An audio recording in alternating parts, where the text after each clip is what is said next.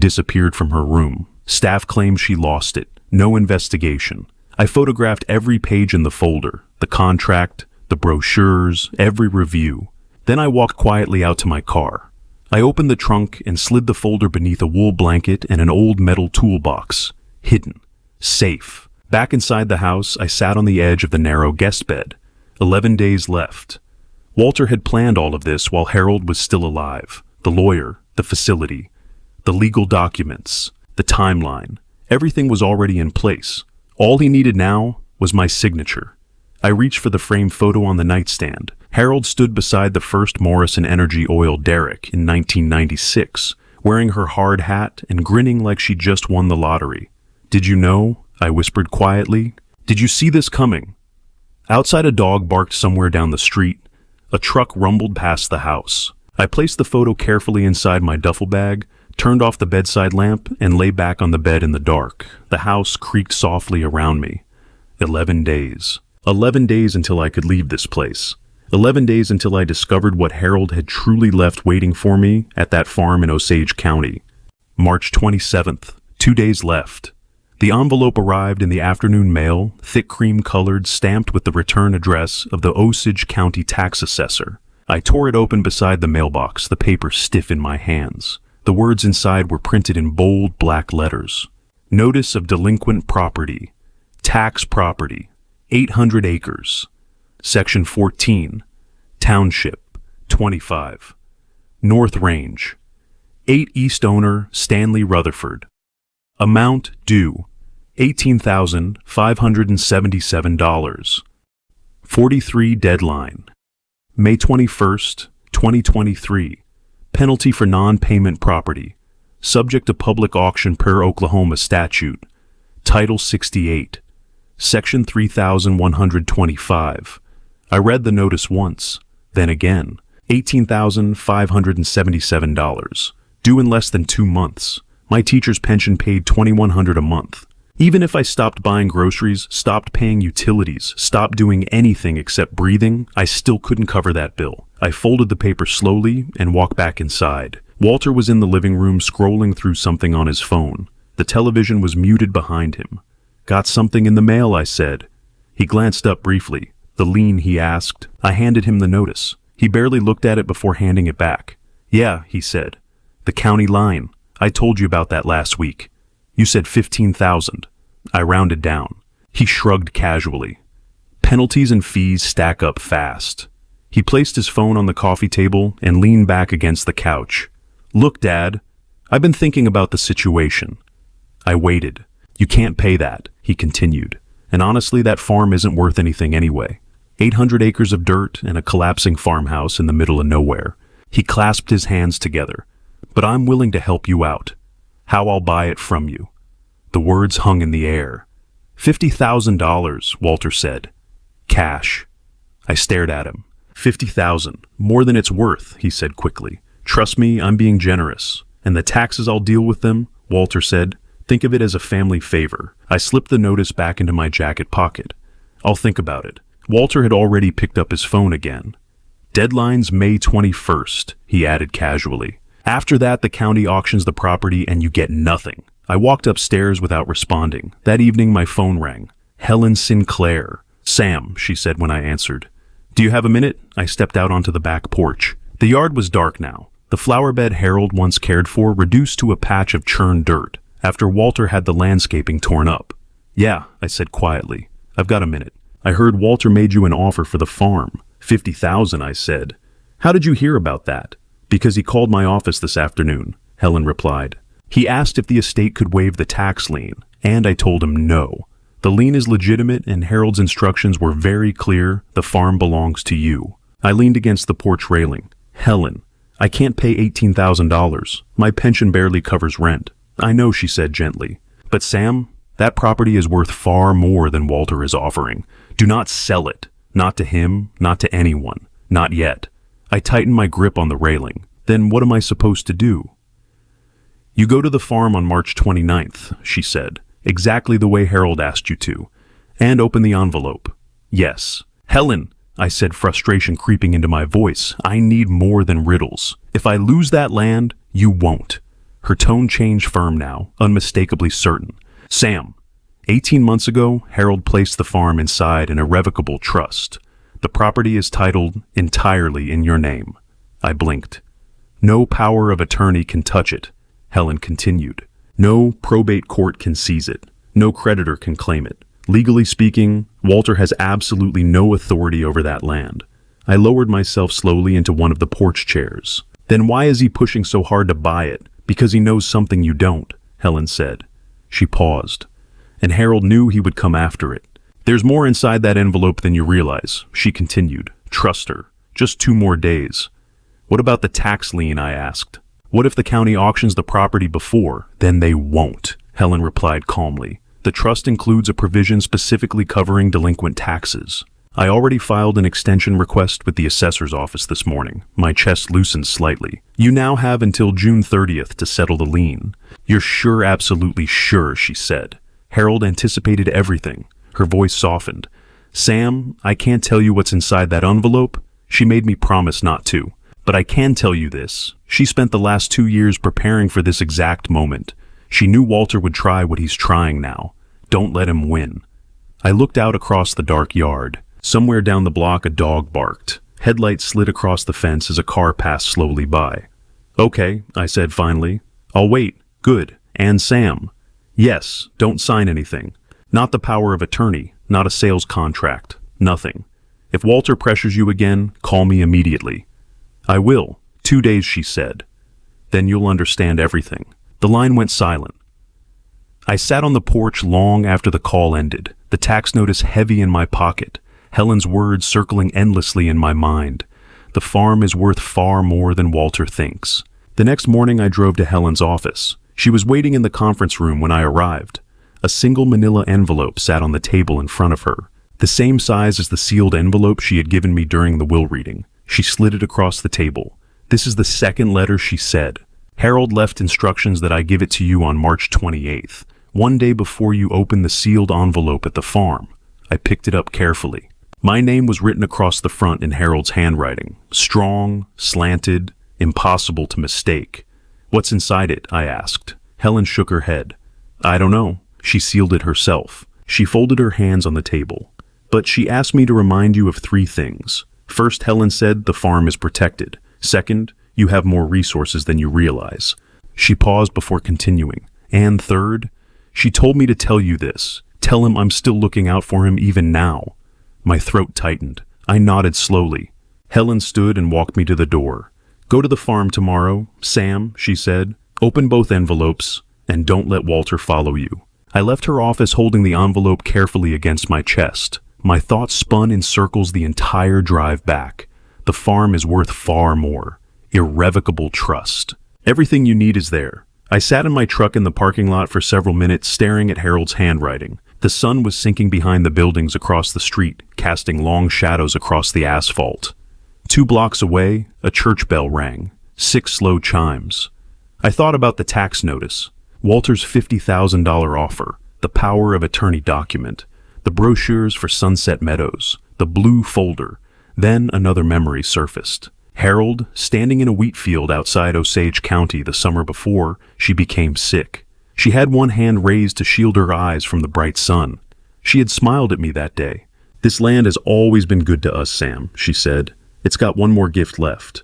I started the engine. 1 more day. Tomorrow I would finally discover what Harold had been protecting me from, and what she had left waiting for me at the farm. March 28th, 1 day left. I woke to the grinding roar of a diesel engine in the backyard. I threw on jeans and stumbled downstairs. Through the kitchen window I saw a yellow bulldozer tearing through Harold's rose garden. I ran outside barefoot. Stop, stop. The operator. A kid in a high-vis vest killed the engine. Walter appeared from around the side of the house, clipboard in hand. What are you doing? I shouted. Landscaping crew. Walter said calmly. I'm putting in a pool, breaking ground today. That's Harold's garden. It was Harold's garden. This is my house now. He turned to the operator. Keep going. The engine roared back to life. The blade bit into the soil, ripping through tea roses, lavender, daylilies. 20 years of careful planting torn up in seconds. I stood frozen, chest-tight, fists clenched. Then I saw it, one bush still standing at the far edge untouched, the yellow rose. Harold had planted it on our 25th wedding anniversary, June 18th, 2008. She'd chosen yellow because it was the color she wore the day we met. Every June, it bloomed bright as sunlight. I walked past Walter, past the bulldozer, and knelt in the dirt. The bush was small, maybe 3 feet tall, roots shallow. I started digging with my hands. "Dad, what are you doing?" I didn't answer. I dug faster, scooping soil, tearing roots free. My fingers hit a rock. I shoved it aside. The bush came loose. I lifted it carefully, cradling the root ball dirt crumbling down my forearms. Walter stepped closer. "You can't take that?" I turned and looked at him. For a long moment, neither of us spoke. Then I walked past him toward my truck, the rose bush in my arm soil trailing behind me like a wound. "Dad?" I kept walking. I laid the bush gently in the truck bed, wrapped the roots in a tarp I found behind the seat, and drove away. In the rearview mirror, Walter stood in the driveway, phone to his ear, watching me leave. That afternoon, I replanted the yellow rose in a whiskey barrel on the farmhouse porch. The house was small, wood frame, badly weathered porch, sagging paint, peeling screens torn. But it was quiet, and it was mine. I watered the rose until the soil darkened, then sat on the porch steps and stared at the fields. 800 acres of wheat stubble stretched to the horizon. No neighbors, no bulldozers, just wind and sky. I thought about the sealed envelope waiting inside Helen's words. "Everything you need is there," and Harold's voice echoing in my head. "Trust the farm. One more day." Tomorrow I'd open it. Tomorrow I'd know. That night, I couldn't sleep. I lay on an old cot in the front room, windows open, listening to crickets. Around 11, I heard my phone buzz. A text from Walter. "Thought about my offer, 50,000 is on the table until Friday." I didn't reply. 10 minutes later, the phone rang. I saw Walter's name on the screen. I almost declined, then stopped. Something made me answer and mute my side immediately. Walter didn't know I was listening. "Yeah, I'm at the house." His voice was low, tense. "He drove out to that dump today. Took a damn rose bush." A pause. Someone else was talking, but I couldn't hear them. I know, but the tax lien's only 18,000. If he figures out what's under that land." Another pause. "Drilling rights, the whole section. If he finds out before I get him to sign, we lose the leverage." My pulse quickened. I fumbled for the voice recorder app on my phone and hit record. "Guardianship petition's ready. Moss said we can file Monday if he doesn't sell. Then we move him into that place in Elk City and I take over as conservator. After that, the land's ours." I barely breathed. "No, he doesn't suspect. Helen's been feeding him some line about a trust, but she doesn't know the whole picture. Neither does he."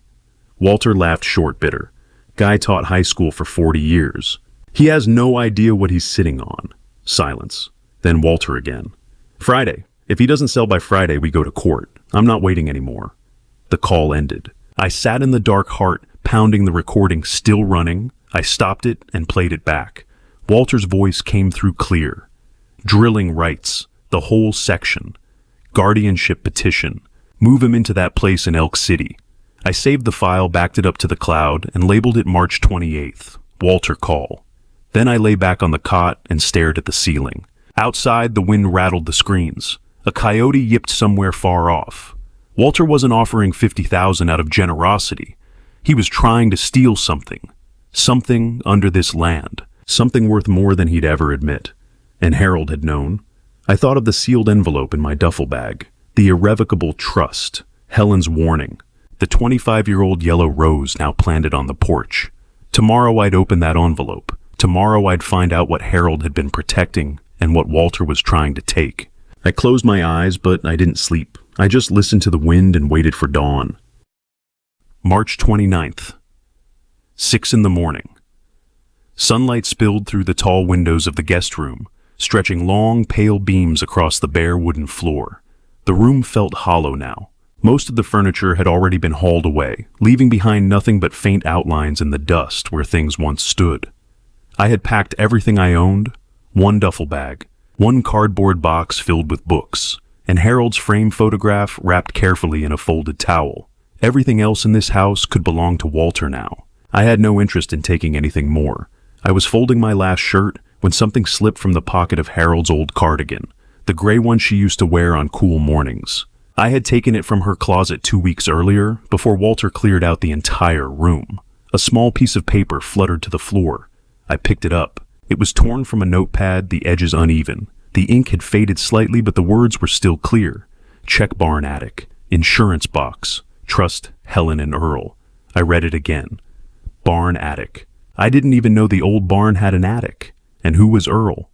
For a moment I simply stood there staring at the note, my heart beating faster. Then I folded it carefully and slipped it into my wallet beside the photograph of Harold wearing her hard hat. After that, I walked downstairs one last time. The house felt empty in a way that went beyond missing furniture.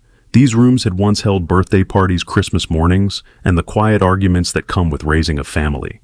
Now they were little more than hollow shells with scuffed floors and small nail holes where pictures used to hang. The leather couch in the living room was gone. The kitchen table where Harold and I drank coffee every Sunday morning was gone. Even the curtains had been taken down. I paused in the doorway of Harold's office. The bookshelves stood bare. The desk she had used for 20 years was gone. Only the faint rectangular outline remained on the hardwood floor where it had once stood. I remembered the bulldozer tearing through her rose garden, the contractors carrying away filing cabinets filled with decades of work, Walter dismantling 40 years of her life like it meant nothing. I turned away and walked to the front door. Walter was standing on the porch waiting for me. He leaned against the railing with his arms folded, his tie loosened and dark circles beneath his eyes. Leaving already, he asked. Yeah. He reached into his jacket and pulled out a folded check. Look, he said, holding it out. I know things have been tense. Let's finish this the right way. I didn't take it at first. $25,000, he said. Cash it today and walk away clean. I stared down at the check. 2 days ago he had offered $50,000. Now it was half that. Desperation has a smell. Expensive cologne mixed with sweat. No. Walter sighed. Dad, be reasonable. That farm is falling apart. The land isn't worth anything. You're 68. You don't need the headache, he continued. Take the money, rent a nice apartment somewhere. Enjoy your retirement. For a long moment I studied his face. I searched for the boy who used to kneel beside Harold planting tulip bulbs in the spring. The boy who cried when his goldfish died. The boy who used to call me every Sunday during his first year at college. But I couldn't find him anymore. I took the check from his hand, tore it once, then again, then into 4 pieces. I handed the scraps back to him. I'll take my chances. Walter's jaw tightened. You're making a mistake. I lifted my duffel bag and walked toward the truck. Behind me, I heard Walter shout something, but I didn't stop to listen. I set the bag in the passenger seat, climbed into the driver's side, and started the engine. In the rearview mirror, I could see him standing on the porch, hands shoved into his pockets, watching as I drove away. I turned the corner at the end of the street, and I didn't look back. The drive to Osage County took just over 2 hours. Tulsa slowly faded behind me. The suburbs disappeared first, then the strip malls, then the traffic lights. Soon the road opened into wide stretches of countryside. Flat fields stretched for miles, barbed wire fences, clusters of oak trees, billboards advertising cattle auctions and church revivals. One handmade sign beside the road read, "Fresh eggs, $3 a dozen." I passed through Skiatook, then Hominy, each town smaller than the last. Grain elevators rose against the sky like quiet monuments. Pickup trucks filled the parking lots of gas stations and diners. Around 8:30, I turned onto County Road 3700. The narrow 2-lane road sliced through endless wheat fields. The winter wheat was still young, bright green shoots no higher than my ankles. In a few months, it would turn gold. Right now, it looked fragile. 10 miles later, I saw the mailbox. Rutherford. The letters were painted in fading black. I turned onto the gravel drive. The farmhouse sat about a quarter mile from the road. Small, white, weathered. The paint peeled from the siding, and one corner of the roof sagged slightly. The porch steps leaned to one side. Behind the house stood the barn, a massive red structure tilted slightly left, half its roof rusted brown. I parked the truck and shut off the engine. Silence wrapped around the property. No traffic, no voices. Just wind moving through the wheat and the slow creak of the barn door swinging on a broken hinge. I stepped out and looked around. 800 acres. The land stretched in every direction, flat and empty, dotted with scrub oaks and leaning fence posts.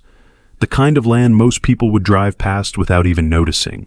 Walter was right about one thing. At first glance, it looked worthless. I thought about the torn check, the tax lien, the guardianship petition, and the phone call I had overheard days earlier. Drilling rights. The whole section. He has no idea what he's sitting on. I pulled Harold's note from my wallet. Check barn attic. Insurance box. My eyes moved toward the barn, then toward the farmhouse. The rusted key Helen had given me was still in my pocket. I climbed the crooked porch steps. The wood creaked beneath my boots. Beside the door sat the whiskey barrel, where I had planted the yellow rose the day before. It already looked stronger, alive. I slid the key into the lock. It turned with a heavy click. The door swung open slowly. Dust floated through the dim light inside. The air smelled of dry wood and old mice. The farmhouse was smaller than I expected. One main room serving as both kitchen and living space. A narrow bed tucked behind a curtain. A metal frame cot, a folding card table, and an old trunk pushed against the far wall. I stepped inside and closed the door. On the table sat 2 envelopes, one sealed with red wax from the will reading, the other, from Helen's office, my name written in Harold's familiar handwriting. I set down my duffel bag and walked slowly to the table. Outside, the wind rattled the windows. I picked up the sealed envelope. "All right, Harold," I whispered softly. "Show me." I broke the wax seal. But before I open that envelope and reveal what Harold left inside, leave a comment with the word trust. I want to know how many of you have stayed with this story all the way to this moment. Just a quick reminder, some details in this story have been dramatized to make the experience more vivid. If that kind of storytelling isn't for you, you're welcome to step away now. But if you want to know what Harold hid in that barn attic for 22 years, stay right here, because the truth is about to be revealed. March 29th, 3 in the afternoon, I sat alone at the small card table in the farmhouse, staring at the 2 envelopes lying in front of me. Outside, the wind swept across the wheat fields, rattling the loose boards of the old house. Every now and then, a stronger gust pushed against the walls, making the windows tremble softly in their frames. On the porch, the yellow rose I had planted the day before swayed gently inside its whiskey barrel. I reached for the first envelope. This one had come from Helen's office, the one she had handed me the previous afternoon. My name was written across the front in Harold's unmistakable handwriting. For a moment, I simply held it there. Then I tore it open. Inside was a single sheet of paper. I unfolded it slowly. Sam. By the time you read this, you should already be at the farm. I'm sorry I couldn't explain everything while I was still alive. Some truths are safer written down than spoken aloud. Go to the barn. The attic access is in the northwest corner, hidden behind the hay bales.